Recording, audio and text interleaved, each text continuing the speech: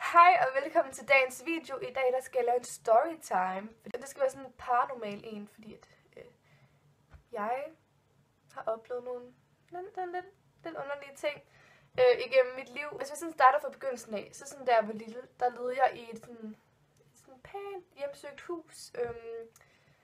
Fordi at de tidligere ejere, der havde boet der, deres søn, han var brændt inde på det værelse, som jeg så boede på. Altså han havde et eller andet med, at han havde ligget og sovet, og så havde han tabt sin smøg, og så var der så gået ild.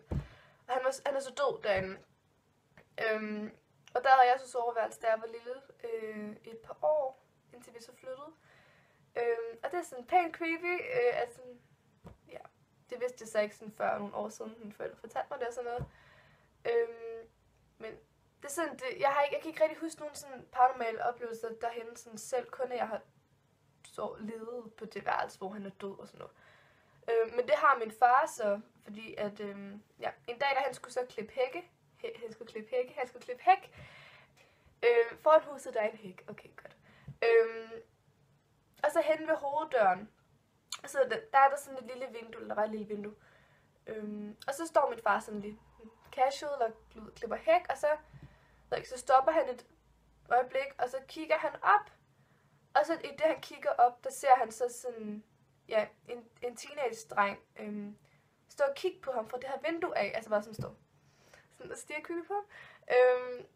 Ja, altså han bliver selvfølgelig bange, og så kigger han sådan ned igen, og så da han kigger op igen, så er han væk, ikke?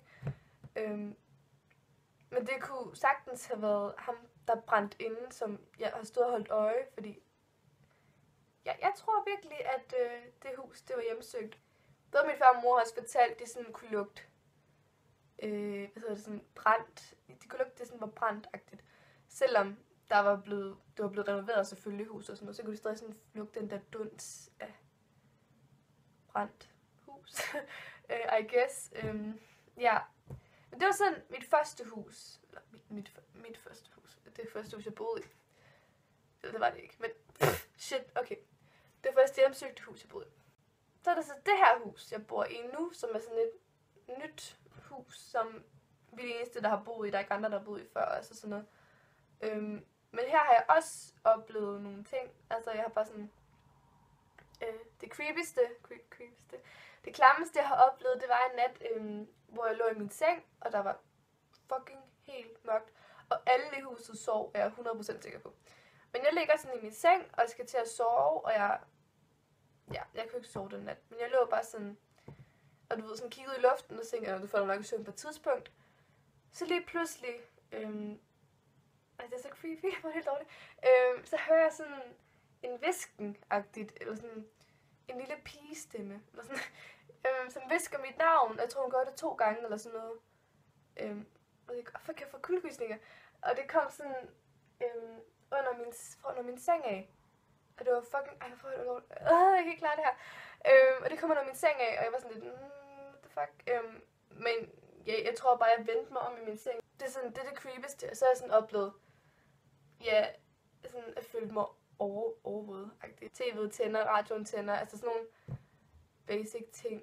Ej, det var virkelig creepy, den der med seng der. Det er sådan det klammeste, jeg har oplevet. Jeg har også oplevet, hvor jeg sådan sidste år, efterår, der stod jeg her sådan og filmede en video, hvor jeg sang eller et eller andet. Og så sådan lige pludselig, så kan man sådan se min lampe har i loftet. Bare begynder at stå sådan og gynge, og mit lys, det flakker, og det var ret klamt. Jeg har det virkelig.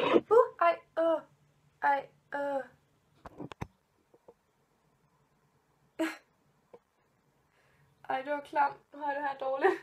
Hjælp mig en eller anden. Men jeg tror på, der er et liv efter døden, at der findes en anden verden, at der er noget paranormalt og noget åndeligt, spirituelt, og kan mange ord. Og jeg tror, jeg på en eller anden mærkelig måde har en evne. Det lyder lidt undersøgt, ikke? Men altså, det tror jeg. Fordi jeg synes, jeg føler lidt flere ting, end hvad normale og sådan, mennesker gør. Og jeg har altid været meget interesseret i det her emne med sådan ånder og sådan noget, fordi jeg synes, det er meget spændende, at sådan, at folk de kan blive hængende efter de er døde, du ved sådan.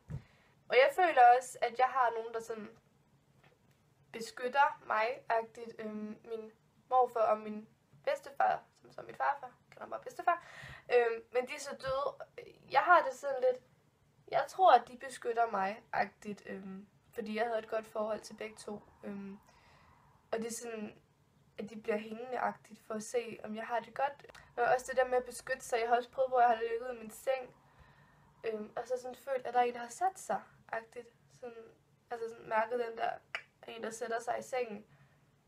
Sådan, at de sådan kigger på en, når man skal sove. Altså sådan en, kan du nu sove, lille ven? Eller sådan, det er sådan, det lyder mærkeligt, men jeg har sådan en tryghed-agtigt lidt ved det. Ja, jeg er meget mærkelig. Men det er så den video.